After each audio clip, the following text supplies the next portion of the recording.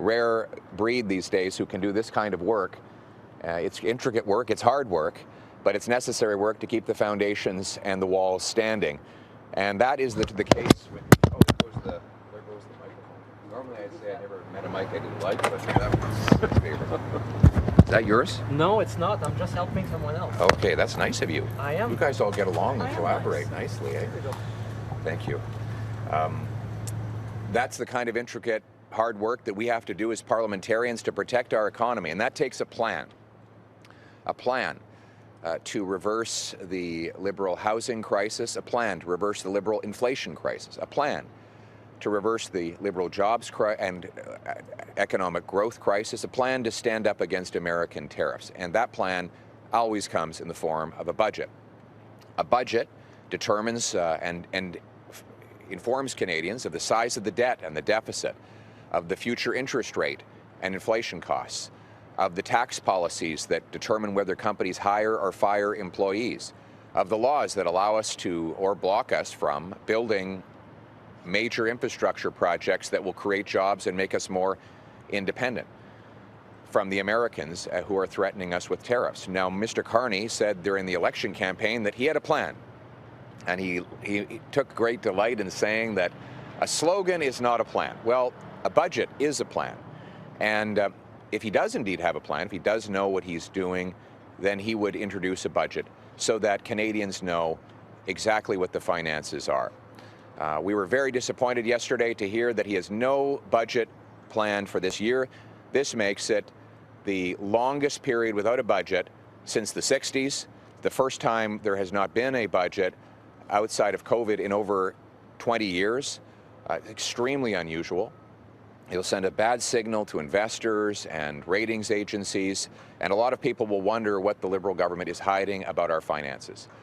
And so we're here with solutions. I'm proposing offering the Prime Minister to sit down with him and propose conservative solutions that we hope that he will steal. I want him to steal our best ideas. That includes cutting the bureaucracy, consultants, foreign aid, and other wasteful spending to bring down deficits, inflation, and taxes.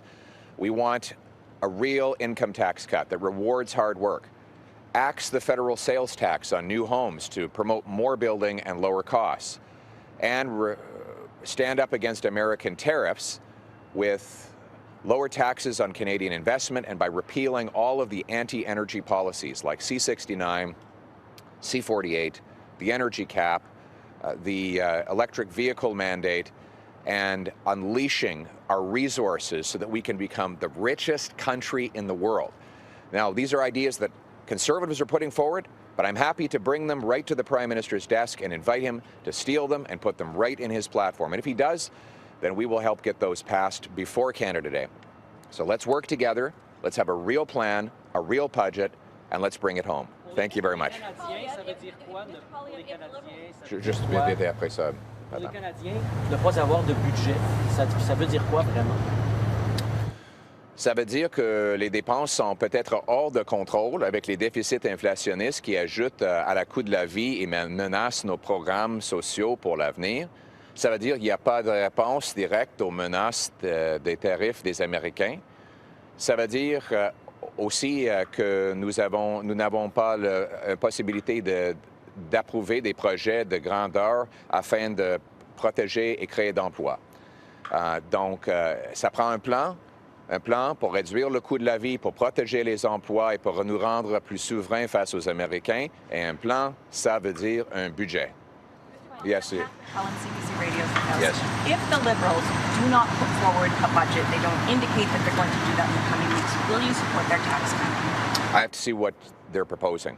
They, so far in the election campaign, they proposed a very small, very, very small savings.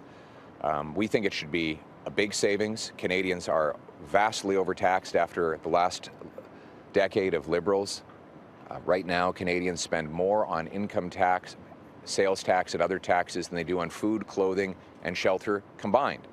So in our view, any tax cut is a good tax cut. But we always have to remember that there's a difference between what Liberals say and what Liberals do. So let's see what they do, and then I'll tell you what we'll do. Right now, the plan is to have a 1% reduction of the lowest marginal tax rate, not too different from what the Conservatives were proposing on the election campaign. Well, if that is what is proposed and is what goes on paper in the Ways and Means motion, would the Conservatives support that, yes or no? I never answer questions that start with if. We'll see what they do. But we support tax cuts. We are the party of tax cuts. And I've been talking about income tax cuts for years now.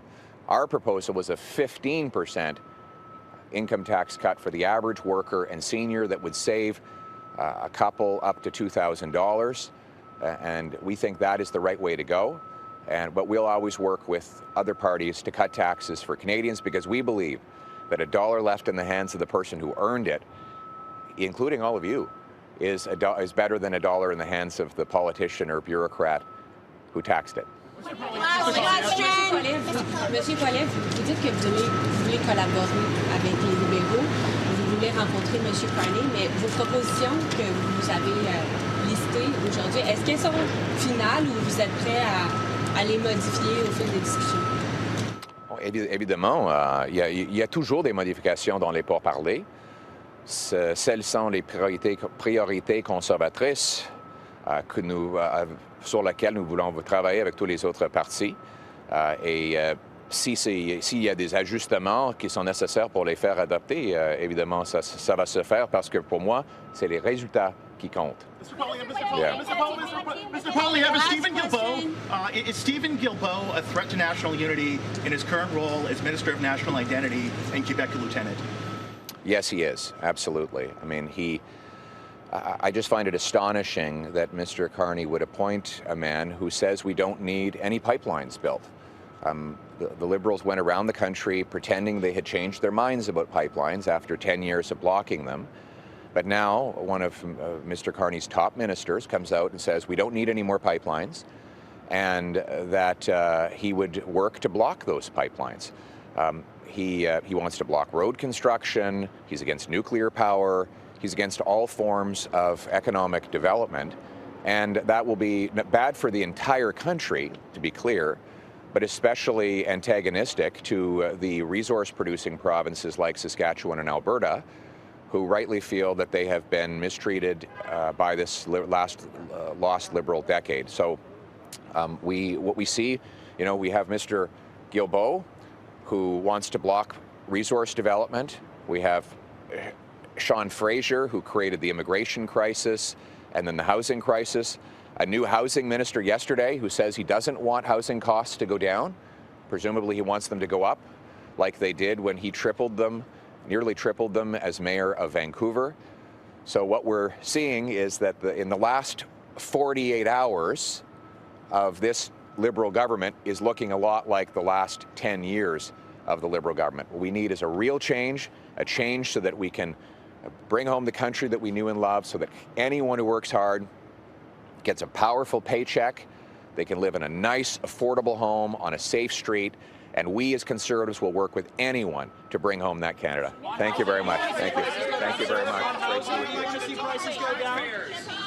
Mr. Poilievre, more questions, please.